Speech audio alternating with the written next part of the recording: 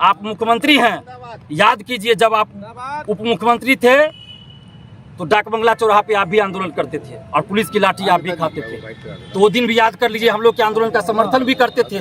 लेकिन आज आपको क्या हो गया कि हम लोग को सेल में बंद किया जा रहा है? कौन है वो अधिकारी?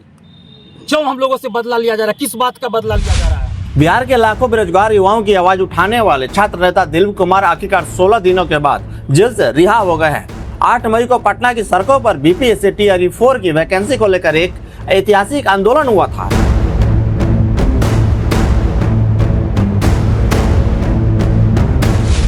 जहां 50,000 से अधिक छात्र जुटे थे, लेकिन सरकार ने उन छात्रों को रोजगार देने के बजाय उन पर लाठियां बरसाई। दिलीप कुमार और उनके साथी अभ्यर्थी शहबाज आलम, शशि शेखर और विपिन कुमार सिंह को पुलिस ने आंदोलन की शुरुआत में गिरफ्तार कर लिया था। जेल से बाहर आते ही दिलीप कुमार के चेहरे पर आक्रोश साफ दिख रहा था। उन्होंने मीडिया के सामने आकर जो बातें कही, उसने बिहार की सियासी और पुलिस प्रशासन को कटघरे में खड़ा कर दिया है। आइए जानते हैं कि जेल की सलाखों के पीछे दिलीप कुमार के साथ क्या क्या हुआ।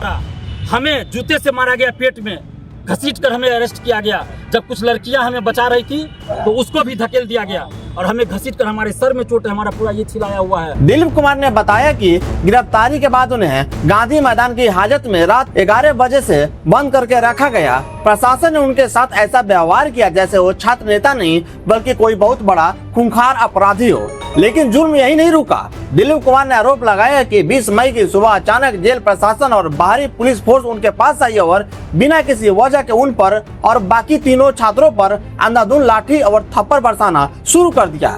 उन्हें कमर में, पैर में और सिर में बुरी तरह पीटा गया। इतना ही नहीं, दिलीप कुमार को 2 दिनों तक एक अंधेरी सेल में काल कोठरी की तरह बंद कर करके रखा गया। दिलीप कुमार ने साफ शब्दों में कहा, आखिर किस बात की सजा दी गई हमें, उस अपराध की जो हमने किया ही नहीं था। हम तो सिर्फ वही नौकरी मांग रहे थे जिसका वादा खुद मुख्यमंत्री, पूर्व उप मुख्यमंत्री और शिक्षा मंत्री ने किया था।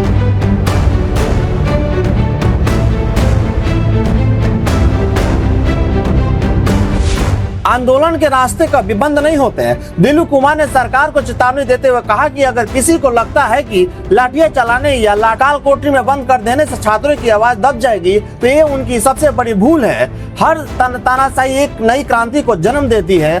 उन्होंने सीधे बिहार के मुख्यमंत्री सम्राट चौधरी पर निशाना साधते हुए कहा, सम्राट चौधरी जी, याद कीजिए वो दिन जब आप भी डाक बंगला रोड चौराहे पर हमारे साथ आंदोलन करते थे और पुलिस की लाठियां खाते थे। तब आप हमारे आंदोलन के साथ समर्थन देते थे, लेकिन आज कुर्सी मिलते ही आपको क्या हो गया है? आप छात्रों को जेल के सेल में बंद करवा रहे हैं। पुलिस ने छात्रों पर आरोप लगाया कि उन्होंने शीशे की बोतल से पुलिस पर हमला किया, लेकिन दिलीप कुमार इस आरोप को सिरे से खारिज करते हुए कहा कि 11 साल के आंदोलन के इतिहास में उन्होंने कभी भी एक कागज का टुकड़ा भी किसी पर नहीं फेंकने दिया। पुलिस ने हमारी बहन और महिला अभ्यर्थियों को पुलिस सिपाहियों से पिटवाया और छात्रों को जूते से मारा गया।